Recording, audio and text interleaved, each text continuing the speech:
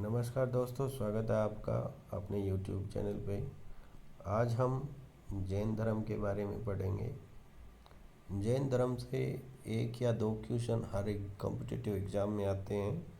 तो आज हम जैन धर्म पढ़ रहे हैं। जैन धर्म पढ़ने से पहले आप यदि नए हैं अपने मेरे YouTube चैनल पे, तो चैनल को लाइक करें, शेयर करें, सब्सक्राइब करें।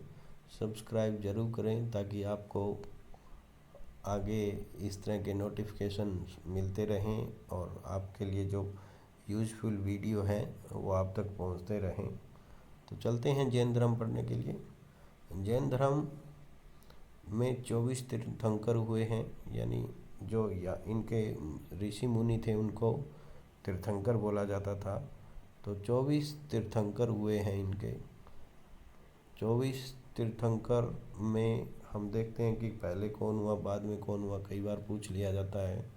तो जैन धर्म की स्थापना है वो ऋषभ देव ने की थी। ये पहले थे ऋषभ देव। दूसरे थे अजीतनाथ। दूसरे अजीतनाथ थे। और तीसरे संभव, इसको ऐसे भी लिखते हैं और कुछ लोग इसको संभव ऐसे भी लिखते हैं। तो तीसरे संभव थे। फिर हम देखते हैं 22वें इनके अरिष्टनेमी, काफ़ी इम्पोर्टेंट है, ये कई बार पूछे गए हैं। ये अरिष्टनेमी थे और ये 22वें थे। और 23वें थे वो पार्श्वनाथ थे। और 24वें स्वयं महावीर थे। महावीर स्वामी थे। ज़्यादा क्वेश्चन महावीर स्वामी से ही पूछे जाते हैं, काफ़ी इम्पोर्टेंट है। ये जो इम्पोर्टेंट है वही मैंने आपको बताई हैं, यानी पहले 3 और बाद के 3। महावीर स्वामी के बाद में जितने भी हुए उनको गणधर कहा गया। टोटल 11 गणधर हुए, यानी इनको क्या कहा गया, गणधर कहा गया। गणधर कहा गया। और टोटल कितने हुए, 11 हुए, यानी 11 गणधरों में जैन धर्म को विभाजित किया गया। आर्य सुदामा, आर्य सुधर्मा, सुदामा नहीं, सुधर्मा अंतिम गणधर थे जो जैन महावीर स्वामी के मृत्यु के बाद भी जीवित थे। महावीर स्वामी की मृत्यु के बाद भी जीवित थे। तो ये जैन धर्म हो गया। इसमें हम आगे बढ़ते हैं कि जो दूसरे हमारे जो थे, या यूँ कहें कि पहले ऋषभ देव थे जिन्होंने स्थापना की। और जो 23वें थे, 23वें जो हैं जिनके बारे में पूछा जाता है, जिसको पार्श्वनाथ बोला जाता है, पार्श्वनाथ हैं वो काशी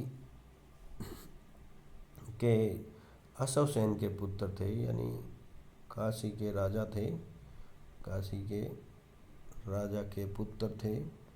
और इनका नाम था अश्वसेन। अश्वसेन के पुत्र थे, अश्वसेन के पुत्र थे ये। और 30 वर्ष की आयु में इन्होंने, अब 30 वर्ष की आयु में संन्यास लिया था। इनकी शिक्षा थी पार्श्वनाथ की 4 शिक्षा थी। पहली शिक्षा थी हिंसा नहीं करनी चाहिए, जो गांधी जी मानते हैं, हिंसा नहीं करनी चाहिए। दूसरी शिक्षा थी सत्य बोलना चाहिए, हमेशा सत्य बोलना चाहिए। और तीसरी थी चोरी नहीं करनी चाहिए। और चौथी इनकी थी संपत्ति नहीं रखनी चाहिए। चौथी इनकी थी संपत्ति नहीं रखना चाहिए। ये इनके 4 शिक्षाएं थी। महावीर स्वामी की बात हम करते हैं। महावीर स्वामी है वो 24वें तीर्थंकर थे। ये भी राजा के पुत्र थे। ये 24वें थे महावीर स्वामी। ये भी राजा के पुत्र थे और ये अंतिम तीर्थंकर थे। इनका जन्म है वो 540 ईसा पूर्व हुआ था। और कहाँ हुआ था? कुंडल ग्राम में। कुंडल ग्राम में हुआ था। और कुछ लोग इनको कुंडग्राम कहते हैं, कुछ कुंडल ग्राम कहते हैं। जो कि उस समय जो वैशाली था, वैशाली में उस समय जो महाजनपद थे उनमें एक वैशाली था, वहाँ थे। इनके जो पिता थे वो ज्ञात्रिक कुल के थे, यानी इनका संबंध है वो ज्ञात्रिक कुल से था। और इनकी यानी ज्ञात्रिक कुल के ये सरदार थे इसके पिता, जिनका और इनकी माता त्रिशला थी। इनकी माता का नाम त्रिशला था, जो चेटक की बहन थे। चेटक की बहन थे। चेटक है वो लिच्छवी राजा था, यानी इनका ननियाल है वो लिच्छवी राज घराने से था।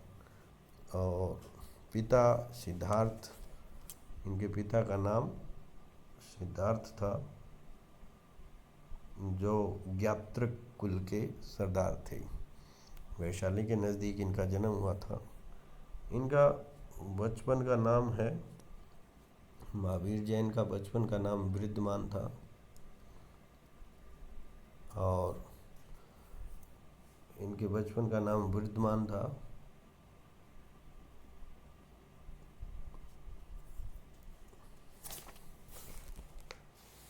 और अपने भाई नंदीवर्धन से 30 वर्ष की उम्र में जब हुए तो इन्होंने संन्यास ले लिया। 12 वर्ष तक कठिन परीक्षा तपस्या की इन्होंने। और फिर इनको 12 वर्ष की तपस्या के बाद में ज्ञान प्राप्त हुआ। कई बार पूछा जाता है कहाँ ज्ञान प्राप्त हुआ, तो इनको 12 वर्ष की 12 वर्ष की तपस्या के बाद में इनको जरामभिक के नज़दीक कोई जगह थी, जरामभिक, उसके नज़दीक रिजुपालिका नदी थी। रिजुपालिका नदी थी, उसके किनारे पे एक शाल वृक्ष, उसके नीचे इनको ज्ञान प्राप्त हुआ था। और ज्ञान प्राप्त के बाद में ये जिन कहलाए। जिन का मतलब होता है विजेता। अहर्त कहलाए।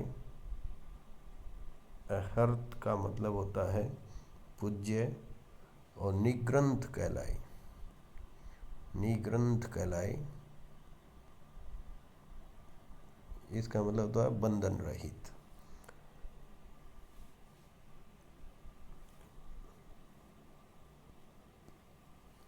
चलते हैं आगे और पढ़ते हैं। इनके प्रथम अनुयायी थे वो इनके दामाद ही थे, जिनका नाम जामिल था। वो इनके प्रथम अनुयायी थे।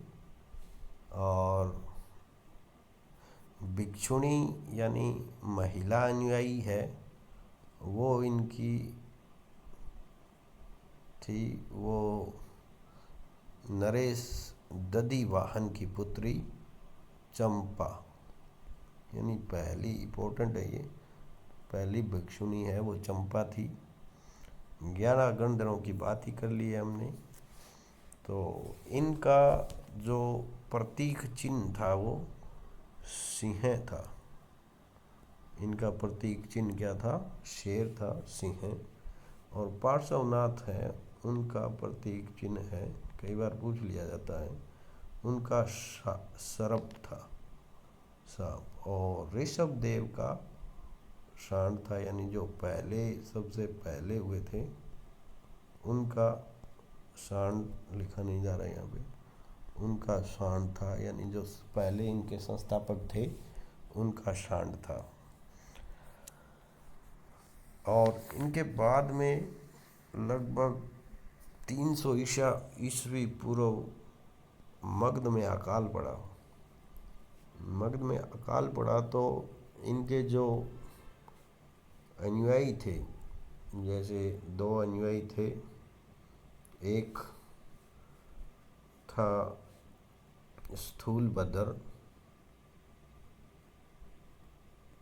और एक था भद्रबाहु। तो स्थूलभद्र मगध में ही रहा अपने अनुयायियों के साथ, चल नहीं रहा है, मगध में ही रहा अपने अनुयायियों के साथ। भद्रबाहु है वो दक्षिण भारत चला गया।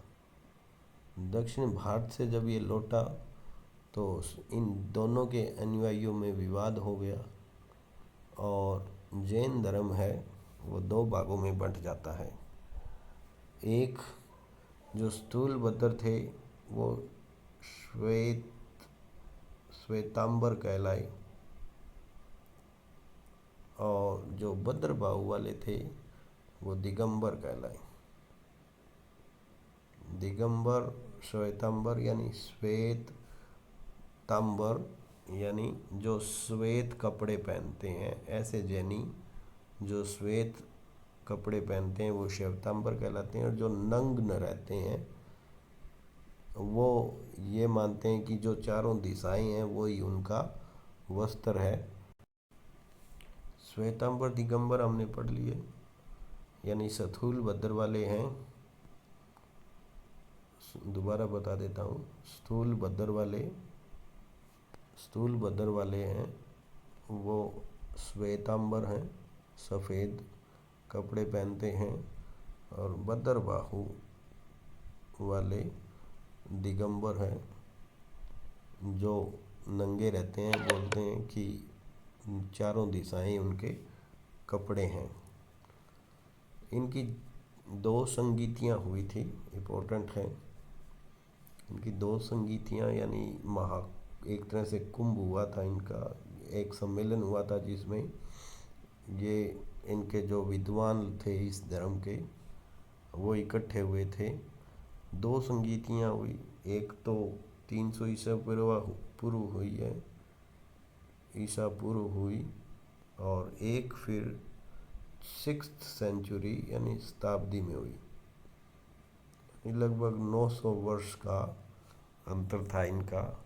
पहली है वो पाटलिपुत्र में हुई है, पहली पाटलिपुत्र में जो मगध की राजधानी थी। दूसरी है वो गुजरात के वल्लभी नामक स्थान गुजरात में हुई थी। पहली का अध्यक्ष है वो श्वेतांबर वाला स्थूलभद्र था, यानी पहली का, यह लिख देता हूँ, स्थूलभद्र था। और दूसरी का क्षमा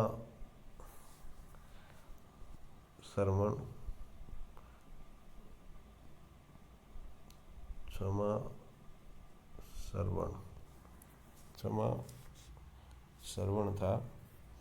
ये इनकी इम्पोर्टेंट संगीतियाँ आपको याद रखनी है, पाटलिपुत्र और वल्लभी, स्थूलभद्र और क्षमा श्रवण। 300 और 6छठी शताब्दी यानी 900 वर्षों के अंतराल में हुई है। जैन धर्म के 3 रत्न हैं, वो कौन कौन से हैं? एक सम्यक दर्शन, और दूसरा सम्यक ज्ञान,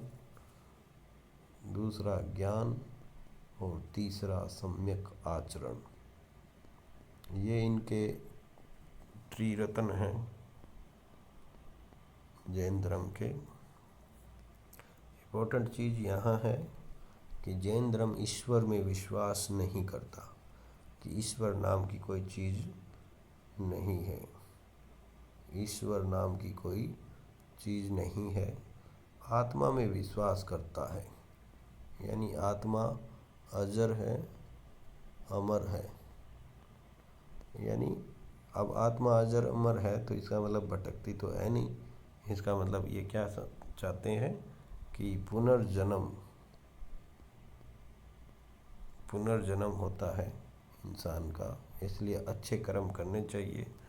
और अच्छे कर्म का मतलब कर्मवाद में भी विश्वास करते हैं, यानी कर्मवाद, पुनर्जन्म और आत्मा में ये विश्वास करते हैं, लेकिन ईश्वर में विश्वास नहीं करते हैं। इनके जो ज्ञान है वो शयादवाद और एकांतवाद में विभाजित है, इनके ज्ञान है।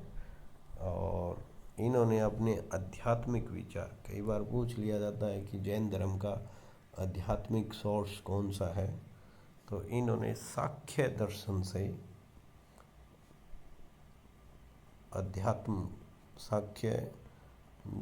से अध्यात्म ग्रहण किया है, यानी इन्होंने सांख्य दर्शन से आध्यात्मिकता को लिया है। अब सबसे इम्पोर्टेंट एक चीज़ आती है इनकी कि ऐसे कौन से राजा थे जो जैन धर्म को जिन्होंने अपनाया था। तो सबसे बड़ा और महान चंद्रगुप्त मौर्य, यानी चंद्रगुप्त मौर्य जिसने भारत में साम्राज्य स्थापित किया था अशोक के बाद में। जो फिर आता है वंदराज, फिर आता है उदयन और चंद्रगुप्त मौर्य, वंदराज, ये मौर्य धर्म से थे। फिर कलिंग नरेश खारवेल और अमोघ वर्ष राष्ट्रकूट का था। अमोघ वर्ष राष्ट्रकूट से था। और चंदेल वंश का शासक, एक चंदेल शासक था, उसने भी जैन धर्म ग्रहण किया है। तो चंद्रगुप्त मौर्य, वंदराज, उदयन, खारवेल और अमोघ वर्ष और चंदेल शासक जितने भी थे वो इस धर्म को मानते हैं। एक इम्पोर्टेंट चीज़ और याद आई है मुझे, यानी महावीर जैन है, उसने प्राकृत भाषा को अपनाया था। यानी इनके जो सारा कुछ लिखा है वो प्राकृत भाषा में है, प्राकृत भाषा में लिखा गया है। वहीं बौद्ध धर्म है वो पाली भाषा ज़्यादा यूज करते हैं, पाली भाषा में उन्होंने उपदेश दिए हैं और ये प्राकृत भाषा में अपने उपदेश देते हैं। महावीर की मृत्यु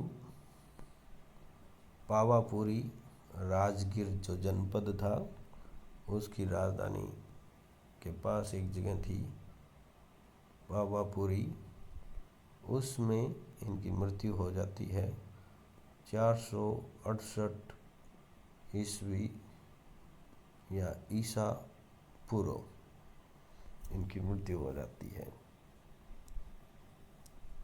और जैन तीर्थंकर की जानकारी है वो जो बद्र भाव है उसके द्वारा लिखी गई एक किताब है कल्पसूत्र, उसमें मिलती है संपूर्ण जानकारी है वो कल्पसूत्र में मिलती है। मथुरा जैन धर्म का केंद्र रहा है, हमेशा मथुरा से ही जैन धर्म का विस्तार हुआ है, या यूँ कहें मुख्य स्थान है वो मथुरा में ही इनका रहा है। तो ये है जैन धर्म के बारे में संपूर्ण जानकारी। हो सकता है आपको इसमें फ़ायदा हो, आप इसमें बने रहे, इसके लिए आप थैंक्स। जाने से आपका थैंक्स, और जाने से पहले चैनल को लाइक, शेयर और सब्सक्राइब करना ना भूलें। Thank you.